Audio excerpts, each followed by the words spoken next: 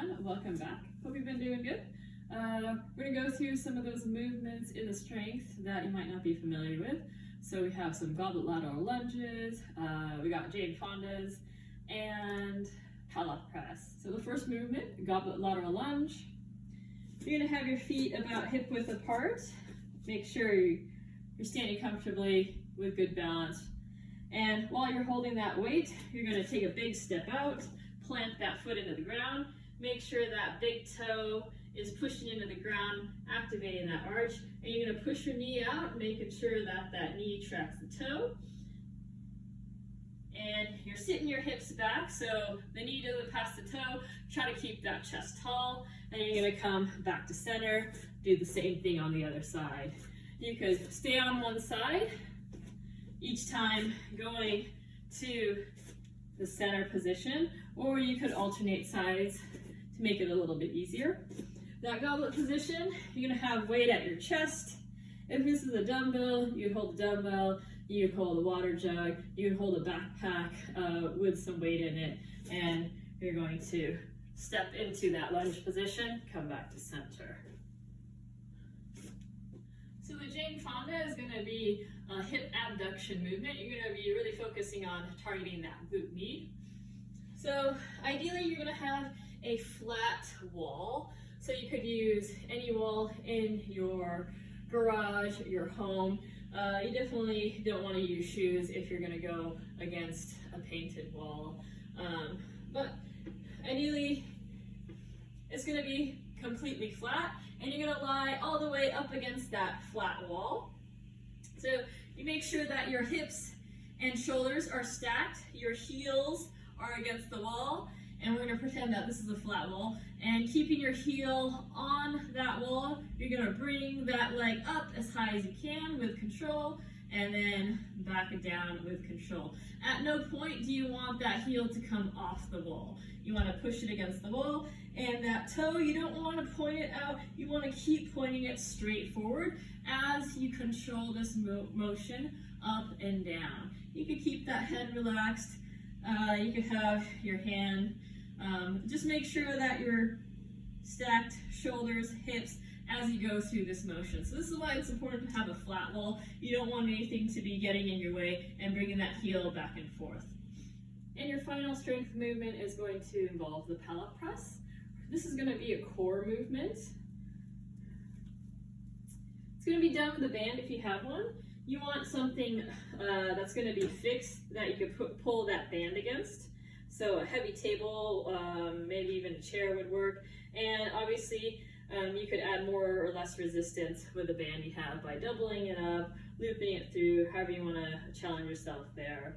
So the setup, you're going to be parallel to the band, right? I don't want to be facing it. I don't want to be away from it. I want to be completely parallel. That's going to be important for the setup. And then I'm going to be kneeling down in this lunge position, 90 degrees at the knees.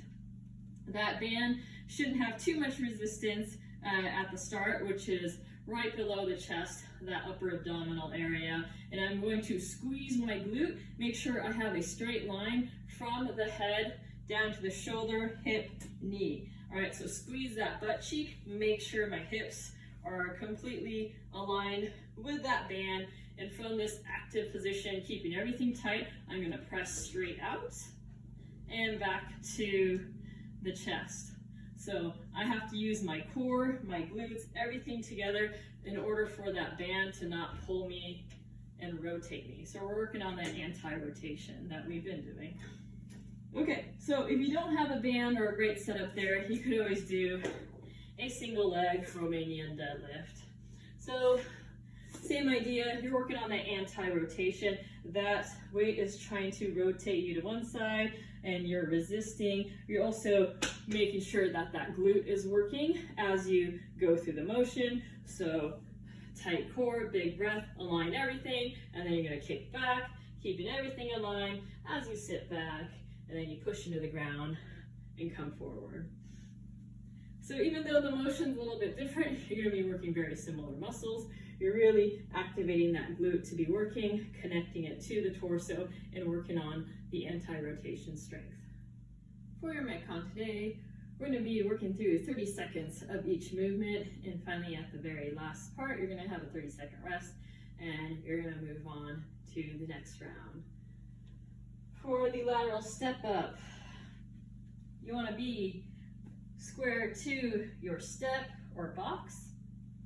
You're going to have your foot on the box, and just like any lunge or squat, you always want to make sure that that knee isn't past the toe. So set that knee back. You want your other foot to be pretty close to this box. You don't want to be super far out.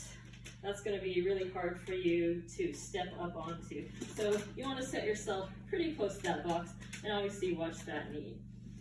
When you do a step up, you really want to focus on the side that is on the box. So this leg is on the box. I really want to drive with this leg, this glute. So ideally, I don't use this leg. See how my knee's bending and I'm going to wind up and drive off that leg? We don't want that. We want to focus on this leg and keeping that chest tall and doing the best to push straight up into the box so that we come straight up, and trying to avoid hinging forward and doing your step that way. So you really activate that glute, keep that chest tall, and do the best you can to drive with the side that's on top of the box and not the side that is on the ground. So for these, you're going to stick to one side the whole time. So it actually starts on the left. So the whole time you're doing the left step up the whole time. You can keep your foot on top of that box to really nail this side, or you could step off each time, reset, and then come onto that box, whichever one you like. You could always add a weight to make it more challenging, but if you are adding a weight, make sure that you're doing the form correctly and you're not driving off that foot or hinging forward and coming up that way. Make sure you're able to do the movement with good form before you worry about adding weight. Following your lateral step ups, you have some dips. We're looking for control here, not just doing as many reps as you can, but doing good reps and continuously moving for 30 seconds. So ideally you have a setup of two objects, two boxes, two chairs that are the same height, and you can put yourself between. You're going to keep your elbows tucked in as you bend to 90 degrees and then push up, full extension at the top. So you don't want your elbows to flare out. And if you want to give yourself more work, you could have your legs straight and put more weight onto the hands. If you don't have a great setup with the chairs, you know, maybe a sectional couch will work too, where you have a 90-degree corner. And that 90-degree can also work pretty good for dips. Or you can always substitute with push-ups. We're working our chest and our triceps, and push-ups do a great job doing that too. So if you don't have a great setup for the dips, you could also substitute by doing some push-ups. Following your dips, you have some Supermans. You're gonna wanna be face down on the ground, legs and arms out straight. Now don't just think of this as arching your back and squeezing your back. You want everything to be working, not just that low back right here. You want to be using your glutes, you want to be pulling with your shoulders, squeezing everything, and that is the movement that brings your arms and legs off the ground and not just your low back. So do the best you can to keep those legs straight as you can. Also keep those feet pretty close together. Don't let your feet come far apart. And do those 30 seconds. We're going to add a 1 second pause at the top to ensure that you're really getting the full range of motion and having control and not just flopping up and down like a fish out of water. And the last 30 seconds of work will involve Russian twists. So you're going to have your knees bent. You're going to lean back, keeping that back flat. And you want about a 45-degree lean. You want your arms out straight, and you're going to twist your torso you want to make sure that it's the rotation that's bringing the arms across and not just your arms that bring your arms across. You can always challenge yourself by adding weight, twisting that weight. Again, not just bringing the arms around. You could also pick up your feet, have them off the ground as you rotate. So today's strength, we're really looking at different motions like lateral motions, also rotation, anti-rotation, just to balance ourselves out a little bit more. We don't always get different movements in workouts. So Monday was pretty long, yesterday was very long.